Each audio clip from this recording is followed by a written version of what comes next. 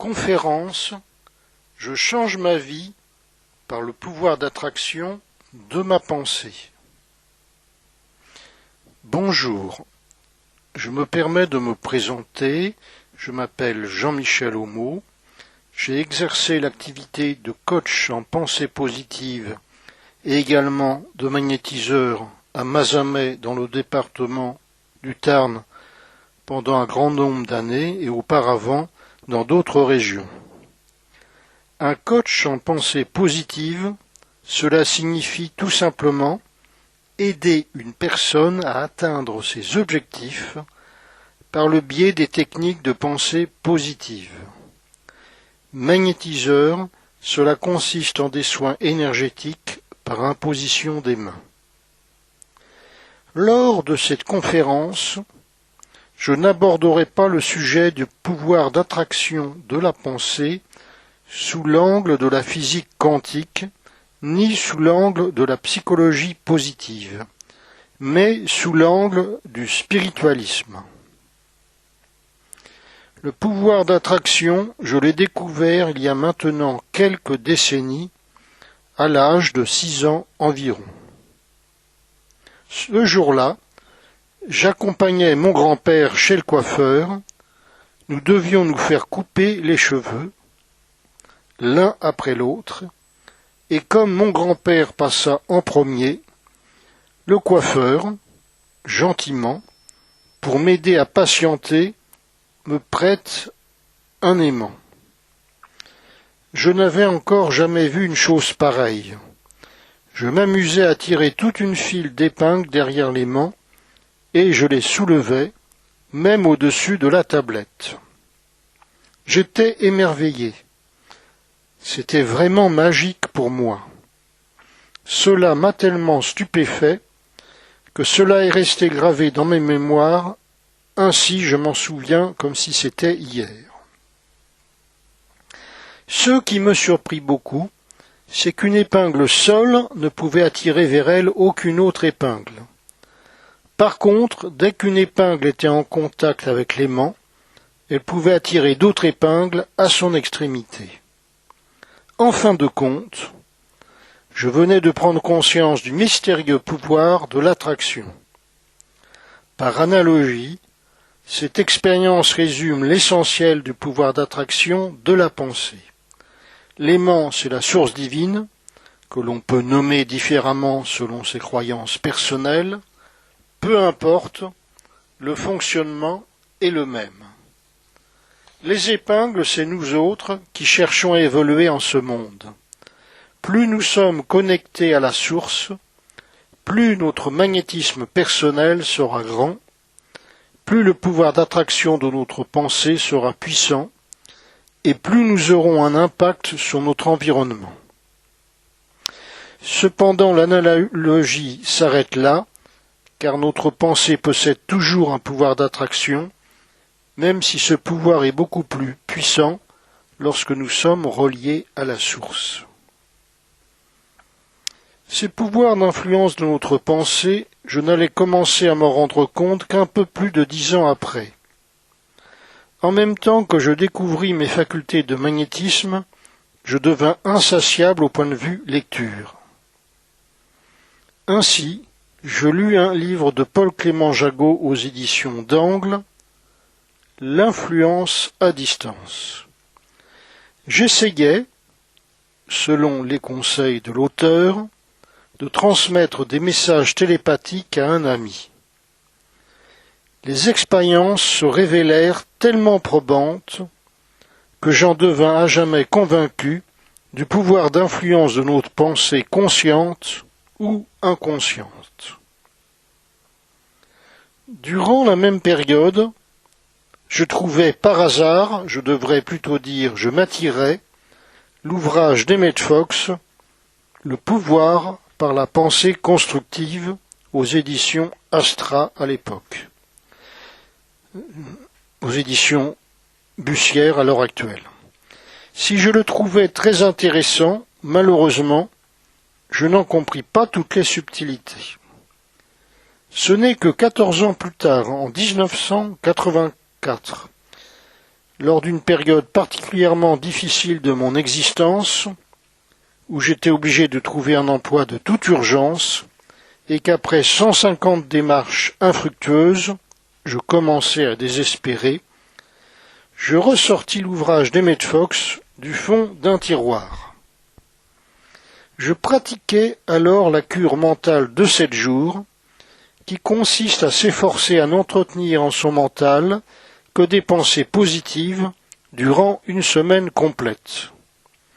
Étant donné la gravité de ma situation, je pratiquais cela au pied de la lettre.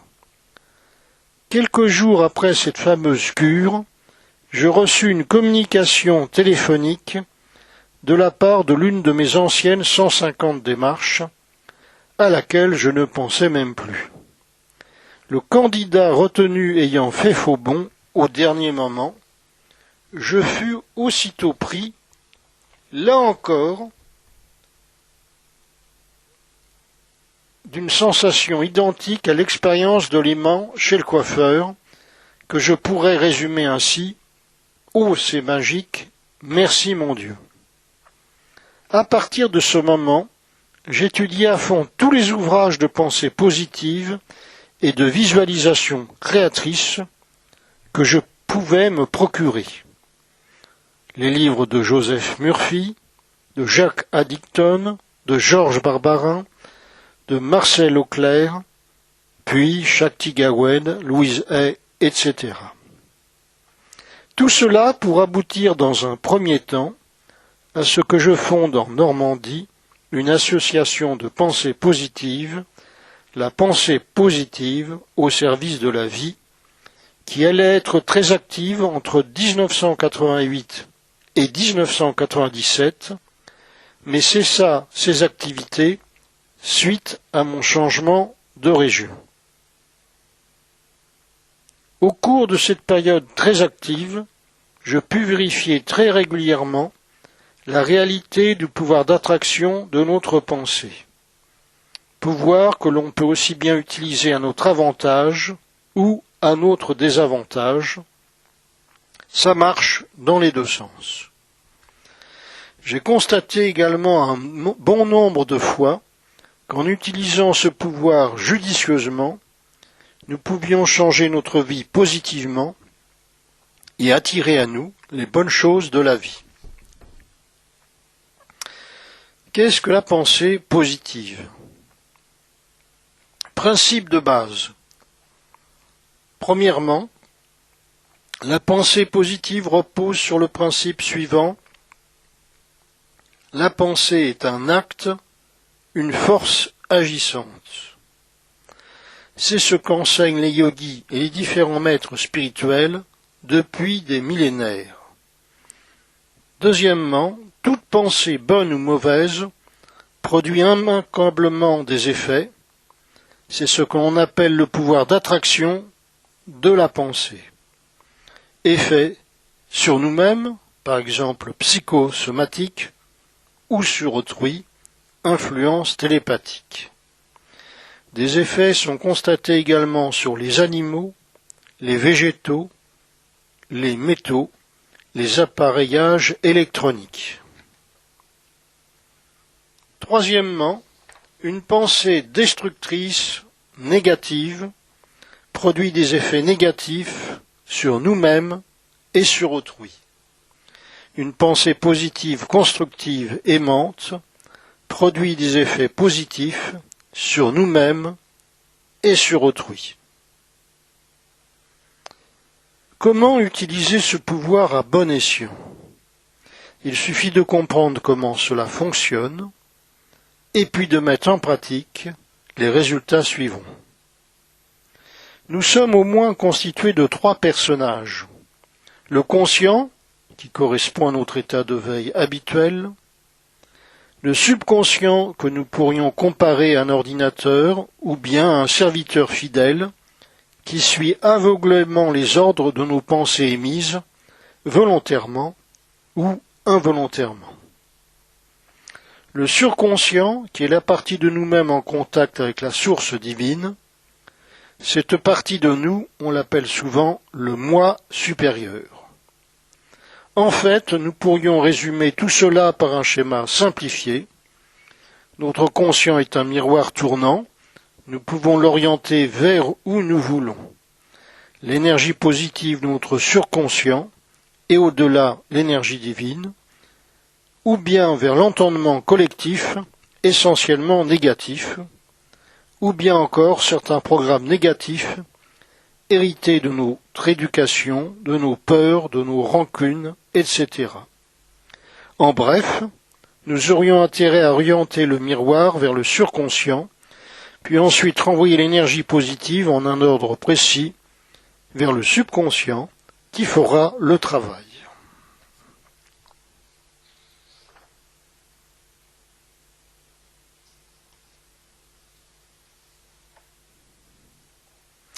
Pour tourner notre conscient vers notre moi supérieur, il suffit de concentrer notre mental sur une idée qui symbolise pour nous le divin. Ce peut être aussi bien le Christ, l'intelligence infinie, l'univers, l'énergie cosmique, l'amour universel, etc. Selon votre système de croyance, bien sûr. Vous utiliserez cette idée à la fois sous forme d'images et de mots. L'énergie cosmique, vous pouvez très bien la symboliser par l'image d'un soleil, par exemple. Deuxièmement, constituer une phrase au temps présent.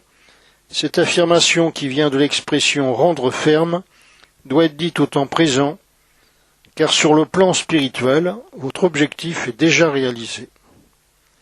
Troisièmement, cultiver un esprit d'expectative positive, c'est ce que l'on appelle plus communément la foi et la confiance en la réalisation à venir. Quatrièmement, attendre la réalisation à la fois dans la paix intérieure et la réceptivité aux intuitions qui vous orienteraient à accomplir toute action qui irait dans le sens de la réalisation de l'objectif. Cinquièmement, surtout éviter à contredire par vos pensées et vos actes votre travail de pensée positive, c'est-à-dire s'efforcer de ne pas émettre de pensées négatives. Exemple de pensée négative, je n'y arriverai jamais, c'est pas pour moi, c'est impossible, je ne suis pas assez intelligent pour, je ne suis pas capable de, je ne le mérite pas, etc. Vous pourriez me donner bien d'autres exemples de pensées négatives. Eh bien, toutes ces pensées négatives, ce sont autant d'auto-sabotage quant à l'obtention de votre but. Vous vous mettez des bâtons dans les roues. Car le pouvoir de l'attraction de votre processus de pensée joue dans les deux sens. Votre subconscient va attirer à vous les personnes et les situations en relation avec vos pensées dominantes. Il est donc impératif de vous efforcer à cultiver intérieurement des pensées positives. Admettons que vous pratiquez une profession indépendante, comme commerçant ou artisan ou profession libérale, et votre objectif, augmenter le nombre de vos clients. Vous pourriez constituer une affirmation ressemblant à celle-ci. Désormais, l'intelligence infinie m'attire à moi une clientèle nombreuse qui peut vraiment profiter de mon aide. À répéter plusieurs fois au lever et au coucher ces moments privilégiés où le subconscient est plus facilement accessible.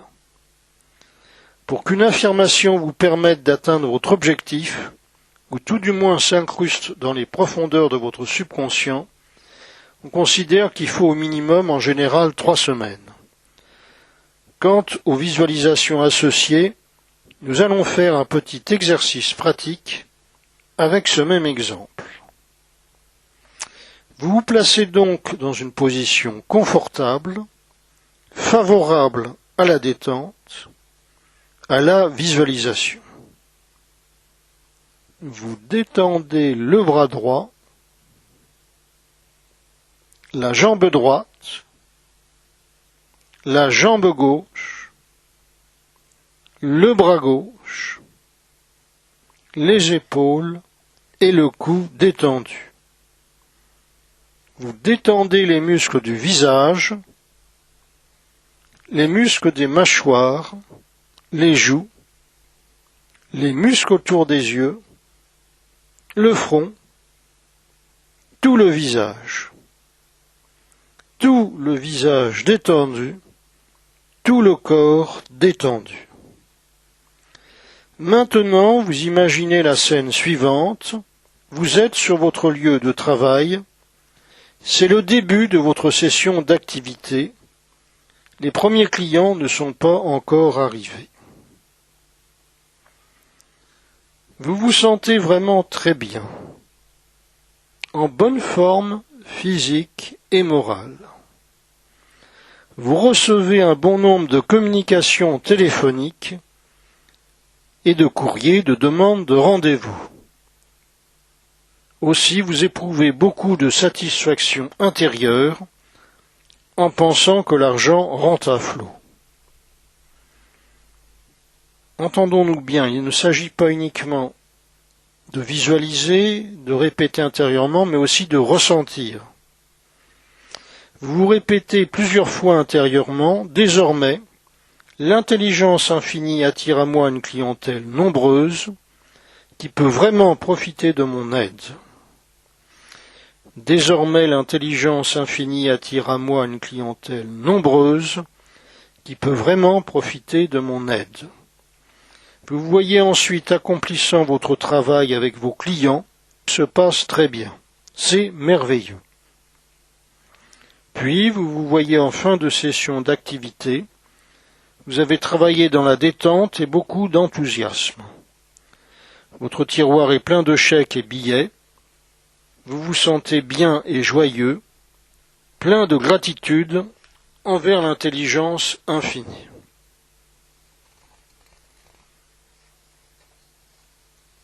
Puis vous laissez ces images, ces impressions couler dans votre subconscient et vous ressentez le va-et-vient de votre souffle, la posture de votre corps, vous ressentez bien votre front, les muscles autour des yeux, les doigts des mains, les paumes des mains, les orteils, les plantes de pied, et vous ouvrez les yeux quand vous voulez. Apportons des précisions supplémentaires sur le pouvoir d'attraction de votre pensée. Voici un petit tableau qui vous montre les attitudes à développer pour attirer le positif ou le négatif selon votre choix, car bien sûr, vous avez le pouvoir de choisir. Bien sûr, si vous voulez vous attirer les bonnes choses de la vie, évitez des pensées négatives qui infesteraient votre vie. Ne soyez pas pessimiste, soyez plutôt optimiste. Donc, le pessimiste, tout ira de plus en plus mal, rien ne s'arrangera. L'optimiste, tout est bien dans l'ordre divin, tout s'arrange en harmonie parfaite. Le pessimiste, j'en suis incapable. L'optimiste, avec Dieu, tout est possible. Le pessimiste, la vieillesse et la maladie. L'optimiste, la vieillesse me procure la sagesse, l'harmonie et la santé. Le pessimiste, je n'ai plus que 15 jours de vacances. L'optimiste, j'ai encore 15 jours de vacances. Le pessimiste, je ne lui pardonnerai jamais, je le déteste. L'optimiste, je pardonne à moi-même et à tous ceux qui m'entourent. Le pessimiste, j'ai peur de ceci, j'ai peur de cela. Avec ma malchance habituelle, cela pourrait bien encore m'arriver.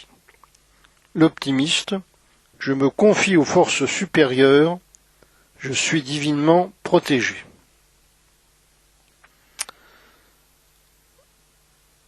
Le pessimiste, évitez l'attente négative.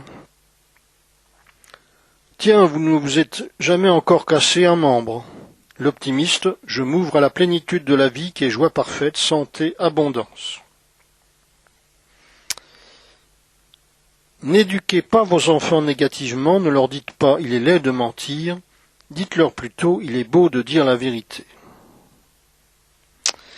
Voici un autre schéma qui démontre que les petites attitudes positives accumulées peuvent vous faire parvenir à de grands résultats. Ainsi, chaque jour, avec votre affirmation et votre visualisation, vous ajoutez une petite bille de plomb de l'autre côté de la balance. Et finalement, votre objectif finit par être atteint, ce qui est l'équilibre de la balance. Par contre, si lorsque vous mettez 3 billes, 5 minutes après, vous enlevez une bille, crainte, doute, etc., vous progressez beaucoup plus lentement. Donc, c'est ainsi que l'on voit l'équilibre, les balances de nos pensées et le résultat. Donc au départ, bien sûr, il y a le poids à soulever pour équilibrer. Deuxièmement, par une pratique régulière de l'autre côté de la balance, sur l'autre plateau, on ajoute des billes et finalement ça finit par s'équilibrer. Et quand ça s'équilibre, la réussite suite à une pratique régulière. Chaque jour, on a rajouté des billes de l'autre côté sur l'autre plateau. Or, évidemment, dans la manifestation d'un maître de pensée positive, il va mettre toutes les billes d'un seul coup et l'équilibre se fera d'un coup. Or, dans le phénomène, par contre, d'auto-sabotage, on met 5 billes, on en retire 2 ou 3, et donc, à chaque fois qu'on retire quelques billes, ça se rabaisse, donc on met beaucoup plus longtemps pour parvenir au résultat, au succès. D'ailleurs, pour vous mettre en garde contre toutes ces pensées négatives voleuses de notre bien-être, voici un petit sketch. Madame Laguigne et Monsieur Lejoyeux se rencontrent dans la rue. Ils viennent de chercher leurs enfants à l'école. Madame Laguigne. Bonjour, Monsieur Lejoyeux. Comment ça va aujourd'hui? Monsieur Lejoyeux. Bonjour, Madame Laguigne. Très bien, et vous-même? Madame Laguigne. Ça va comme ça peut, c'est surtout ma petite Thérèse qui m'a fait du souci ces derniers jours. Elle avait attrapé la rougeole. Et votre petit Paul, il n'a pas encore eu la rougeole? Monsieur Lejoyeux, le petit Paul n'est pas souvent malade, il est plutôt en pleine forme. Madame Laguigne, ne criez pas ça trop fort, vous allez vous attirer le malheur. De toute façon, le petit Paul attrapera bien la varicelle si ce n'est pas la rougeole. Monsieur Lejoyeux. Madame Laguigne, vous n'êtes pas bien gai aujourd'hui. Madame Laguigne, que voulez-vous par les temps qui courent, avec toutes les mauvaises nouvelles? On ne peut aller que de pire en pire. Monsieur Lejoyeux, il ne faut tout de même pas tout voir en noir. Madame Laguigne, je suis lucide tout simplement. La misère se répand, le climat est détraqué, les gens sont jaloux et méchants, et l'avenir sera catastrophique. Alors, Monsieur Lejoyeux, eh bien, il faut toujours espérer. Malgré les épreuves, le monde a toujours survécu. Madame Laguigne, vous en avez de bonnes, vous alors. Cela se voit que vous n'êtes pas à ma place. Monsieur Lejoyeux, ah bon? Qu'est-ce qui vous arrive? Madame Laguigne, mon imbécile de belle-mère répand des médisances sur moi. Mon idiot de mari passe son temps devant la télé au lieu de m'aider. Et pour finir, la propriétaire de notre maison refuse de faire les travaux de réparation que nous demandons. Ça, je l'avais bien senti dès le départ que cette femme était détestable. Monsieur Lejoyeux, allons, Madame Laguigne, tout cela finira par s'arranger.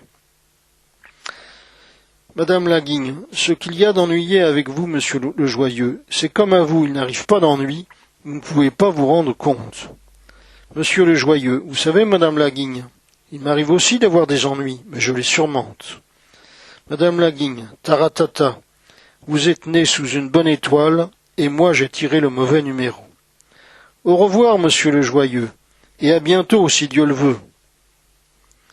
Commentaire. Cet exemple amusant est une mise en évidence du pouvoir de l'attraction. Madame Laguigne s'attire de nombreux ennuis par son attitude mentale négative. Monsieur Lejoyeux surmonte ses difficultés en voyant les choses d'une façon optimiste. Le pire, c'est que l'on n'y prend pas garde. Des personnes comme Madame Laguigne attirent le négatif aussi sur les personnes qu'elles rencontrent. Ainsi, le petit Paul, facilement fragile et réceptif, comme beaucoup d'enfants, pourrait très bien s'attirer effectivement la rougeole, son subconscient ayant accepté l'ordre de Madame Laguigne. il n'a pas encore eu la rougeole. Sous-entendu, il l'aura bientôt. Voyons maintenant une méthode excellente de pratique de pensée positive. C'est Emmett Fox, ce grand enseignant de l'utilisation constructive du pouvoir d'attraction de la pensée, qui proposait cette technique qu'il surnommait la clé d'or. C'est une pratique toute simple mais merveilleuse d'efficacité. Premièrement, il s'agit de préciser son intention. Exemple, je traite par la clé d'or ma relation avec un tel. Deuxièmement, d'oublier ce sujet de préoccupation en se concentrant aussitôt sur le divin. Pour ce faire, se concentrer sur l'idée d'une qualité de Dieu, par exemple Dieu est amour, et vous vous concentrez sur cette phrase en la répétant intérieurement durant quelques minutes. Si vous éprouvez la difficulté à choisir une qualité particulière de Dieu, vous pouvez simplement répéter la phrase suivante: il n'y a pas d'autre puissance que Dieu. D'ailleurs, c'est une phrase qu'utilisait beaucoup le docteur Mary Sterling, fondatrice du Centre Unité Universelle à Paris. Refaire cette pratique régulièrement au moins une fois par jour, soit jusqu'à l'obtention du résultat, soit jusqu'au moment où vous ressentez le sentiment intérieur que tout est accompli. Je n'ai pas d'autres mots pour exprimer ce sentiment très particulier que tout est en route, il n'y a plus qu'à attendre. Je vous conseille l'ouvrage d'Emmett Fox, Le pouvoir par la pensée constructive, aux éditions Bussière.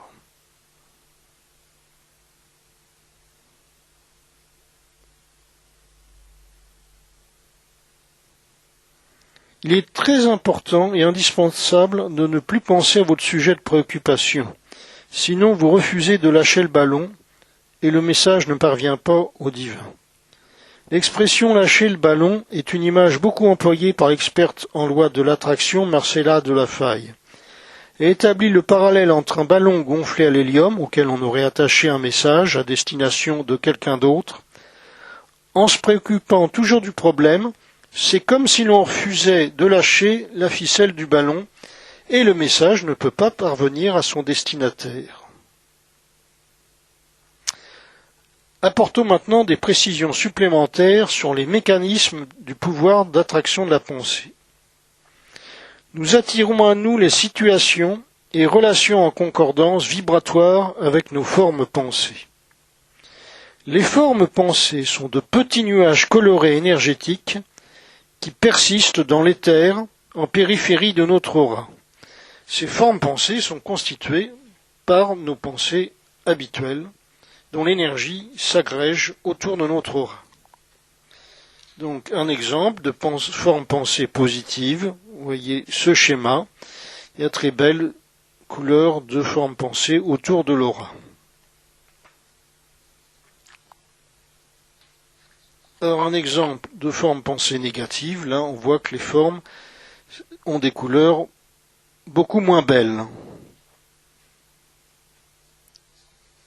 Évidemment, on va s'attirer des situations en rapport avec les vibrations de nos formes pensées.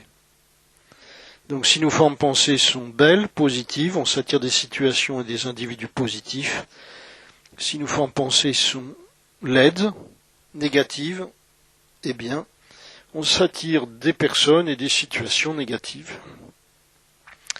Il existe une interaction permanente entre les chakras, les auras et les formes pensées de différents individus qui se côtoient sur place ou bien par-delà la distance lorsqu'il y a préoccupation de pensée de l'un vers l'autre.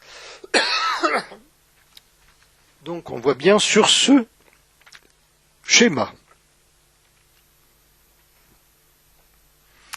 L'action conjointe de nos chakras, de notre aura et de nos formes pensées joue le rôle d'antenne émettrice et réceptrice pour attirer vers nous ce qui correspond à notre dominante vibratoire. Nous pouvons créer volontairement notre dominante vibratoire par nos pensées positives et visualisation, ce qui fait qu'avec entraînement, nous pouvons attirer vers nous ce que nous désirons. Donc vous voyez le schéma. On voit comme une antenne qui attire les situations en résonance vibratoire, ainsi que les personnes en résonance vibratoire. On émet et on s'attire les personnes et les situations. En définitive, on pourrait résumer ainsi le mécanisme de la pensée positive par ce schéma. Tout d'abord, au niveau du chakra coronal, par notre méditation silencieuse, par notre pouvoir de l'intention, on se relie au plan supérieur et on reçoit des inspirations. Évidemment, s'il y a coupure avec la source, on ne peut pas recevoir ces inspirations. Au niveau du chakra du troisième œil, on élabore sous forme de visualisation et d'image mentale notre projet. Au niveau du chakra de la gorge, la prière affirmative attire les situations et les êtres. Au niveau du chakra du cœur, on ressent. Et au niveau des trois premiers chakras, on a l'émotion correspondante à la réalisation de cette situation. Donc de bas en haut, de haut en bas, on va manifester progressivement ce pourquoi on visualise, ce pourquoi on prie, ce pourquoi on affirme. Alors, au niveau du chakra du plexus solaire, il peut y avoir des colères anciennes accumulées, et dans ce cas-là, ça va faire barrage. Au niveau du chakra racine, qui est le lieu final de manifestation sur le plan physique, on peut éprouver des peurs, l'insécurité, du manque de confiance en soi, et là, dans ce cas-là, il y a blocage. On pourrait comparer nos chakras à des salières renversées, donc le sel, mais il passe par les petits trous, mais si les trous sont obstrués par analogie par des émotions négatives, coupure avec la source, colère, peur, insécurité, manque de confiance en soi, etc., les trous étant obsturés, le message ne peut plus passer. Le sel ne descend plus.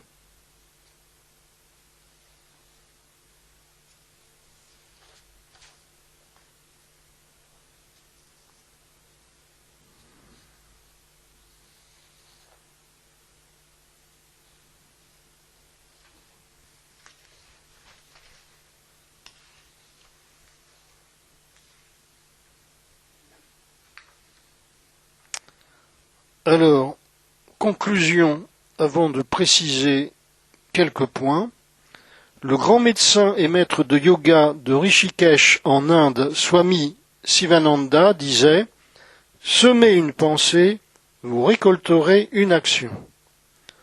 Semez une action, vous récolterez une habitude. Semez une habitude, vous récolterez un caractère. Semez un caractère, vous récolterez un destin. » C'est un bon résumé du pouvoir d'attraction de la pensée.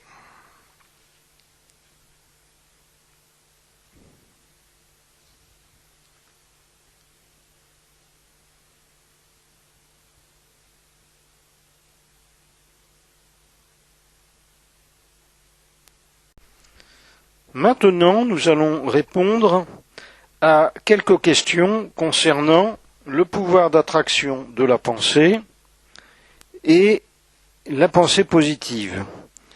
Question: pourrais-je apporter une définition plus précise de la pensée positive? Bien, premièrement, la pensée positive, c'est penser de manière constructive. Par exemple, pas de critique sans proposer mieux. Deuxièmement, c'est penser d'une façon créatrice, c'est-à-dire rechercher des solutions originales, élargir le champ des options possibles sous l'effet de l'intuition. Troisièmement, c'est penser en respectant les intérêts de chacun, ceux qui favorisent l'harmonie. Quatrièmement, c'est voir le meilleur en toute situation et en chacun, la bienveillance, l'amour, permettant de faire ressortir le meilleur en chacun. Cinquièmement, c'est créer et entretenir une image positive de nous-mêmes, donc estime de soi. Sixièmement, c'est penser au présent, c'est-à-dire penser à la réalisation et ne pas s'appesantir sur les échecs passé. Septièmement, c'est entretenir une pensée confiante, c'est-à-dire malgré les apparences contraires, avoir foi en la providence. Huitièmement, c'est une pensée qui a décrété de rejeter tout sentiment négatif, par exemple la peur, la haine, le sentiment de culpabilité, le sentiment d'infériorité. Neuvièmement, c'est une pensée tournée vers les autres, favorisant le don, le service, l'entraide, la complémentarité. On développe plutôt la collaboration, la compétition et surtout vis-à-vis de soi-même, ce qui vise à l'amélioration. Dixièmement, c'est penser librement, c'est-à-dire faire preuve d'initiative, prendre des responsabilités, oser sortir du troupeau. Notion d'engagement. Onzièmement, c'est avoir une pensée constamment tournée vers la source suprême du bien dans l'univers, quel que soit le nom dont on l'appelle, donc processus d'alignement. Autre question. Quel est l'historique de la pensée positive ? En fin de compte, cette philosophie de la pensée positive a sans doute existé de tout temps. On en trouve les traces dans les grands textes religieux de l'humanité. Nous sommes ce que nous pensons. Tout ce que nous sommes résulte de nos pensées. Avec nos pensées, nous bâtissons notre monde. Parole attribuée au Bouddha. Ce pourquoi vous priez, croyez l'avoir déjà obtenu, et vous le verrez s'accomplir. Parole de Jésus rapportée dans l'évangile de Marc. À l'époque moderne, c'est au XIXe siècle que cette approche positive a recommencé à émerger de nouveau. Aux États-Unis, avec Ralph Waldo Emerson, qui développe le courant de philosophie transcendentalisme. Parole d'Emerson, la plus sublime révélation, c'est que Dieu est en chaque homme. Toujours aux USA, l'immigré anglais Andrew Carnegie, parti de rien, devient l'homme le plus riche du monde. Non seulement il incarne le rêve américain, mais développe une philosophie de la richesse partagée qui influencera beaucoup de penseurs. En Angleterre, à la même époque, l'écrivain Thomas Carlyle développe une vision conduisant à la responsabilité de chacun. On lui attribue cette phrase « Ne te plains pas de ton temps. Si tu le trouves mauvais, demande-toi ce que tu as fait pour le rendre meilleur. » En France, Hector d'Urville, magnétiseur qui exerça et enseigna à Paris à la fin du XIXe siècle et au début du XXe, étudie l'influence à distance de la pensée et, dans un ouvrage paru en 1897, il développe la notion d'auto-guérison par la visualisation. Mais c'est surtout dans la première moitié du XXe siècle en Angleterre et aux États-Unis que le courant de pensée positive se développe énormément. Les grands penseurs de ce mouvement sont soit des hommes d'affaires qui ont réussi et expliquent comment faire de même par le pouvoir de la pensée et de l'imagination, soit des personnages fondateurs d'églises chrétiennes aux membres plus ou moins nombreux. Dans les deux cas, ces leaders s'appuient beaucoup sur une interprétation symbolique de la Bible, mais font référence aussi à d'autres religions et philosophies. En 1912, l'homme d'affaires américain Charles F. Hannell, dans son ouvrage « La clé de la maîtrise », définit tous les principes de base de la pensée positive. Il y parle en particulier du pouvoir d'attraction de notre pensée. À la même époque, toujours aux États-Unis, Charles Fillmore fonde l'Unity Church, qui se base sur une interprétation symbolique de la Bible. Vivant très âgé, cet homme exceptionnel a favorisé de très nombreuses vocations. En 1930, l'ingénieur anglais Emmett Fox émigre aux États-Unis. devient ministre du culte d'une église orientée sur la pensée positive et devient un très grand prédicateur. Tous ses livres sont traduits en français, les deux plus connus étant Le Sermon sur la montagne et Le pouvoir par la pensée constructive, qu'on peut toujours trouver actuellement. À la même époque, toujours aux USA, Napoleon Hill écrit l'ouvrage « Réfléchissez et devenir riche » qui aura un très grand retentissement.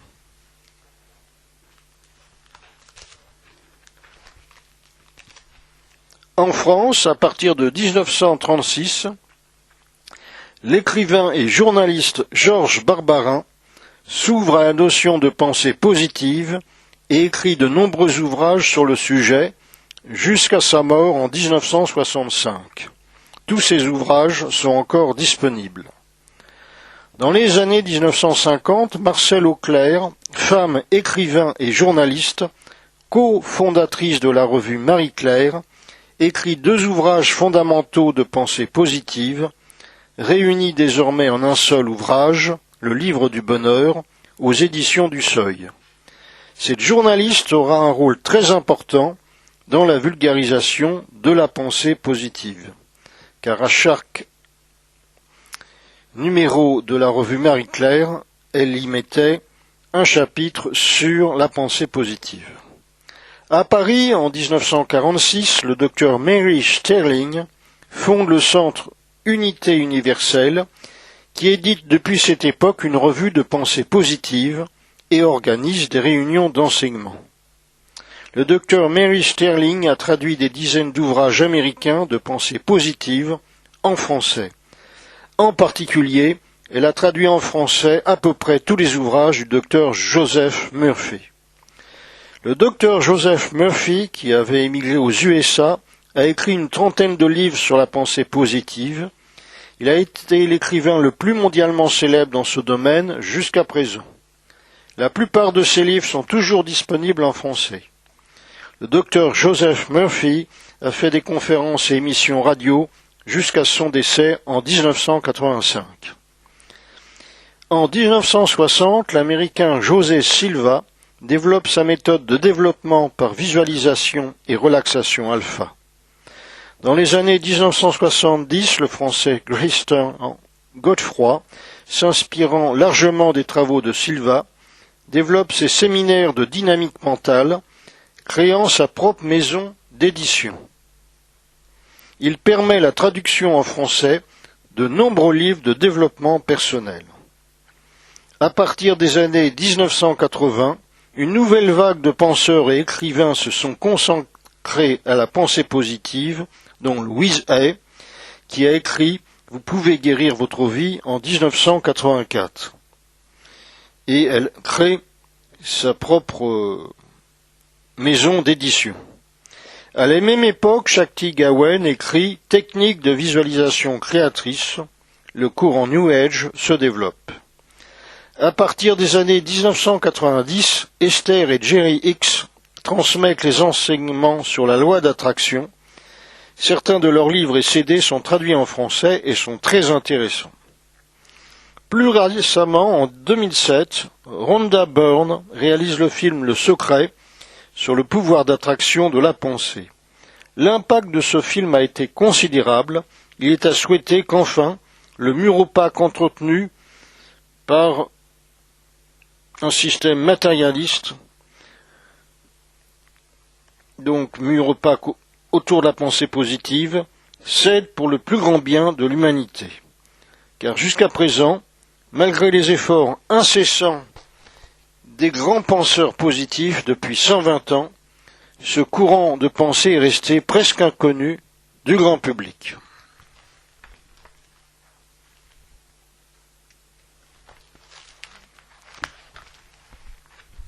Question très pratique. Comment constituer une affirmation efficace?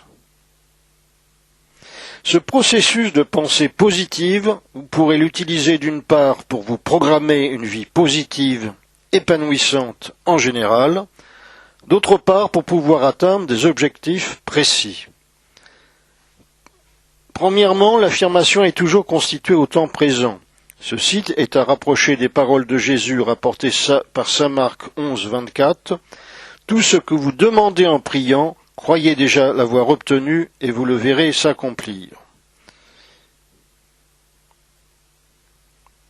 Si vous comparez une phrase du type « Ma vie s'améliorera dans l'entendement divin », on peut la comparer avec « Désormais ma vie s'améliore dans l'entendement divin ». Pour le subconscient, s'améliorera ne veut rien dire. S'améliorera demain, dans une semaine, à Pâques ou à la Trinité, autant dire jamais. Sur les plans subtils, votre pensée est déjà réalisée, puis va se condenser progressivement de plan en plan pour parvenir enfin au plan le plus dense, le plan physique. C'est ce que l'on appelle le processus de manifestation. Deuxièmement, employer une forme positive. Évitez si possible la négation que le subconscient a du mal à distinguer. Si vous répétez « je ne veux pas être en retard, je ne veux pas être en retard », votre subconscient enregistre surtout le mot « en retard » et vous serez effectivement en retard. Évitez désormais « je ne touche plus à la cigarette », dites plutôt « désormais j'ai une bonne hygiène de vie, je respire la vie à plein poumon ». Si vous employez une expression négative, faites-la aussitôt suivre d'une expression positive.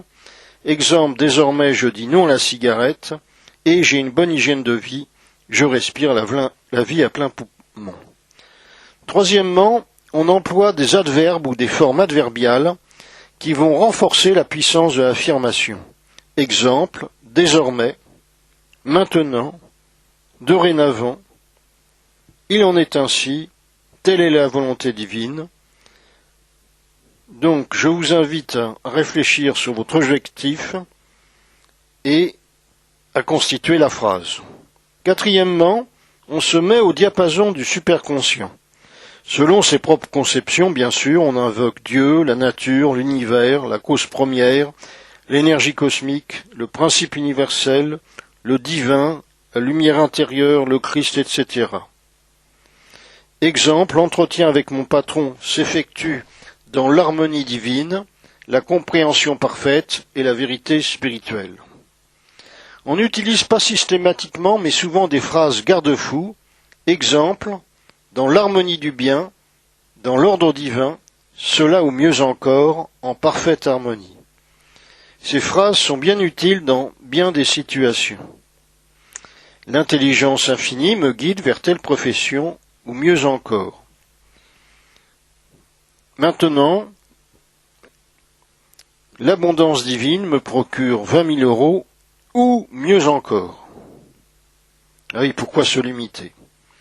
Exemple, j'affirme la santé parfaite pour Paul dans l'harmonie du bien.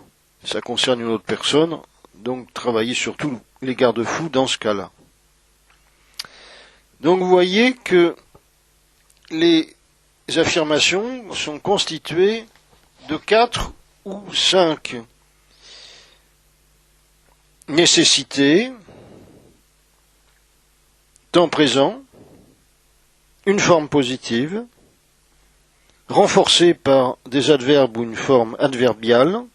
On se met au diapason du superconscient en employant un mot en rapport, et éventuellement, ce n'est pas systématique, on peut utiliser une phrase garde-fou.